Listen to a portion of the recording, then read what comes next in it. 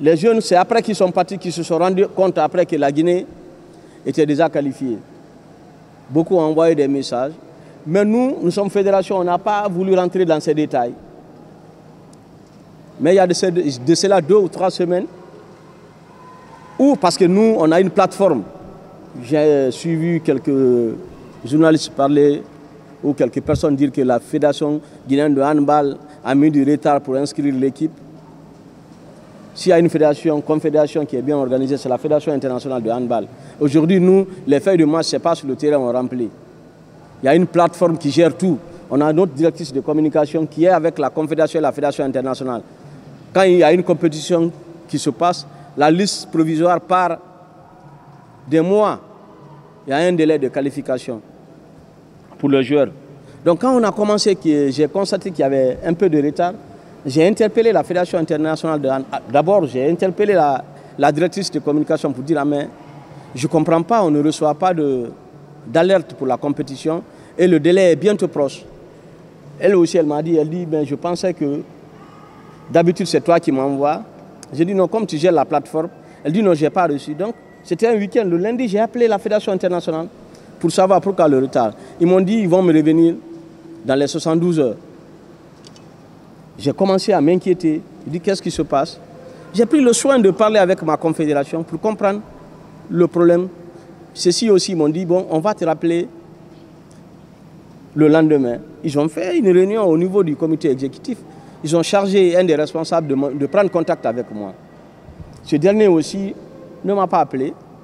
Donc le week-end, moi j'ai pris mon temps d'appeler pour savoir ce qui se passe.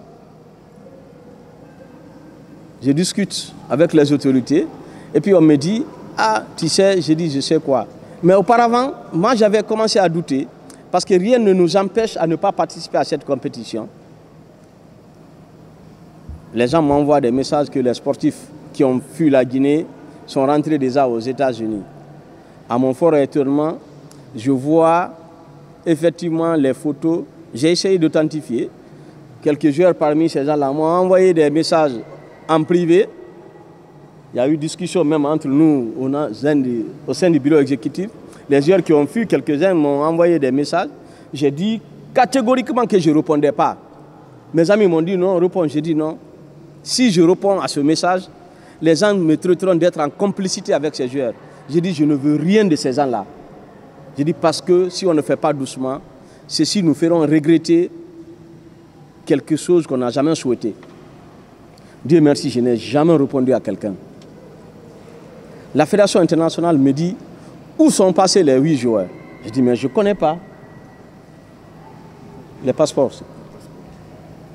Envoie-moi les passeports. J'ai dit, où sont passés les 8 joueurs? J'ai dit, mais les 8 joueurs, moi j'ai le passeport des 8 joueurs. Comment ils peuvent passer? Je ne sais pas où ils sont. Ils me disent, non, ces joueurs-là sont bien dans un pays que la Fédération guinéenne de handball connaît. J'ai dit, négatif, moi je ne connais rien. C'est des photos qu'on m'envoie.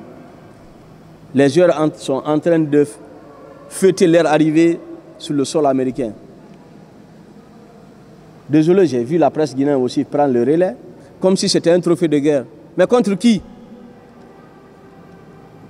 Contre Paille? Ou bien contre ces sportifs qui ont accepté de revenir au pays? Ou bien contre la Guinée? Pour celui qui connaît le risque migratoire, d'abord l'acte qu'ils ont fait, c'est contre eux-mêmes, ce n'est pas contre nous. Parce qu'ils vont demander l'asile.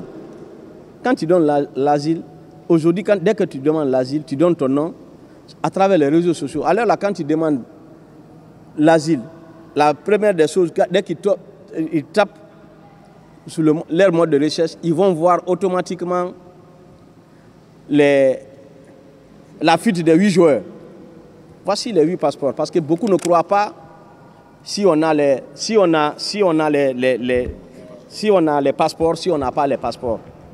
Ces passeports-là sont dans un coffre-fort. Donc il faut me prendre d'abord avant de prendre ces passeports. Vous avez les passeports pour tous les 8 joueurs.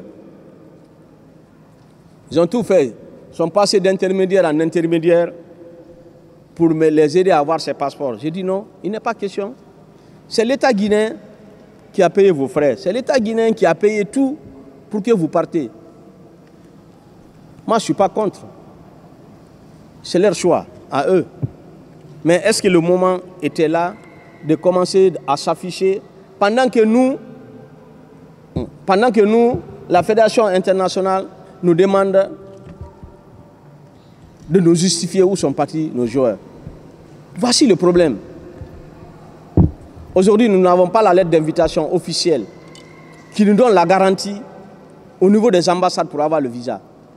Nous n'avons pas la garantie au niveau de la Confédération africaine de handball pour avoir les visas. Nous n'avons même pas pu prendre, comment dirais-je, réserver les rendez-vous pour les ambassades. Personne dans l'espace Schengen ne prend aujourd'hui la Fédération guinéenne de handball. Comment on va avoir le visa? D'autres parlent de la deuxième option, faire partie des binationaux. Ah, ça c'est une très bonne question. Mais si on prenait ces binationaux à 100%, vous allez être les premiers à tirer à boulet rouge sur la Fédération guinéenne de handball. Dire, bon, vous voyez aujourd'hui, les enfants qui ont mouillé le maillot, qui ont fait qualifier la Guinée, on les a tous éliminés au profit des professionnels. La bonne décision, c'était quoi? Le risque étant énorme, personne ne veut prendre la garantie. D'abord, même si on prend la garantie, on ne pourra pas avoir le visa. Parce que pour qu'il y ait le visa, il faut rentrer d'abord à l'ambassade. Si tu n'as pas le rendez-vous, comment tu vas rentrer à l'ambassade? Tout le monde connaît l'espace Schengen. C'est le cœur de l'immigration. Ce que les gens ne nous ont pas pardonné au Costa Rica, est-ce que c'est aux États-Unis, en Europe, qui vont nous pardonner? Voici la question. Il ne faut pas tourner autour du pot. C'est le fait que nos sportifs qui sont partis aux États-Unis se sont affichés, fêté leur arrivée sur le territoire américain, que les instances du handball ne veulent pas nous donner la garantie pour l'obtention des visas pour aller dans l'espace Schengen. Il faut se dire la vérité. Même ceux qui sont avec nous, ils ont eu le courage de venir en Guinée. Mais s'ils vont en Europe, personne ne reviendra. Je jure, ils ne reviendront pas. Après, on va dire que, ah oui, la Fédération guinéenne de handball, c'est là-bas où on fait le trafic de visas. À la veille de notre départ pour le Costa Rica, il y a un groupe de jeunes qui étaient venus voir mon deuxième vice-président pour leur dire qu'ils sont des supporters, qui sont prêts à accompagner l'équipe partout, l'équipe part. Dès que ce dernier m'a dit ça, j'ai ri. Il m'a dit, ah, président, c'est quoi? J'ai dit, celui qui les a conduits vers toi, c'est qui? Il a donné le nom, je me réserve de dire le nom de la personne. J'ai dit, mais la personne qui les a envoyés vers toi, entre toi et moi, il est plus proche de qui? Il a dit, c'est toi. J'ai dit, c'est pas mon petit à moi. Il a dit, oui. J'ai dit, pourquoi il n'est pas venu vers moi? Il est venu vers toi. J'ai dit, ça là, il y a quelque chose qui se dessine à l'horizon, c'est pas clair. J'ai dit, dis aux gars que moi, je dis non. Parce que quand ils viennent, ils vont chercher à faire fuir les joueurs. En fin de compte, les joueurs ont fui, ils sont sortis, ils ont fêté leur arrivée sur le territoire américain. Le reste, c'est Dieu seul qui sait ce qui va arriver. Je ne suis pas chargé de l'immigration aux États-Unis. Mais nous, au niveau de la Fédération guinéenne de handball, nous nous sommes réunis en bureau exécutif élargi au Conseil pour prendre la bonne décision. La bonne décision, il ne faut pas attendre à la dernière minute pour dire non, c'est le problème de visa. Quand on dit c'est le problème de visa, vous allez nous dire, mais pourquoi vous n'avez pas informé? Donc on a pris à l'unanimité la décision du retrait de la Guinée. Et nous nous sommes approchés de la Fédération guinéenne, de la Confédération et de la Fédération internationale pour voir si ça n'a pas de conséquences, pour ne pas que les autres catégories soient pénalisées. Ils ont dit non. Les autres catégories ne seront pas pénalisées parce que ce n'est pas eux qui sont à l'origine. Pourquoi vous êtes pénalisés? Parce que IHF Salance intercontinentale, c'est ce qui donnait de facto une place pour l'Afrique. Donc le fait que l'Afrique, l'équipe guinéenne, les 8 personnes sont parties, donc ils ne peuvent plus se qualifier.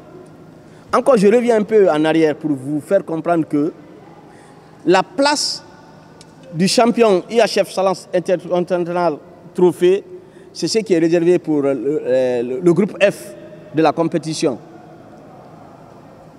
Malgré que la Fédération internationale avait des difficultés, ils sont obligés d'inviter une équipe qui n'est même pas issue de ce tournoi. Parce qu'après la Guinée, il y a l'Angleterre qui venait, après l'Angleterre, il y a le Costa Rica, puis il y a l'Australie. Ils ont invité un pays, Greenland. Greenland, c'est une colonie danoise. Et ils n'ont pas un problème migratoire. C'est ces gens-là qu'ils ont invités. S'ils avaient invité, ils avaient fait qualifier l'Angleterre, on allait les poursuivre. Ou bien l'Australie ou le Costa Rica, parce que nous sommes devant ces équipes. Donc en somme, voici ce qui s'est passé.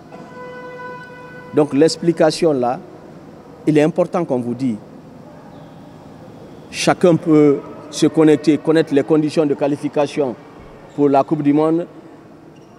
Chacun est libre d'interpréter à sa façon. Mais je veux seulement, vous mes amis de la presse, qu'on essaye de faire la différence entre paille, individu, et Fédération guinéenne de handball, qui est une institution. Aujourd'hui, c'est l'image de marque de la Guinée qu'il faut voir. Ce n'est pas moi, ma personne. Moi, je ne joue pas au handball. Je suis président, je suis le premier manager de la Fédération guinéenne de handball.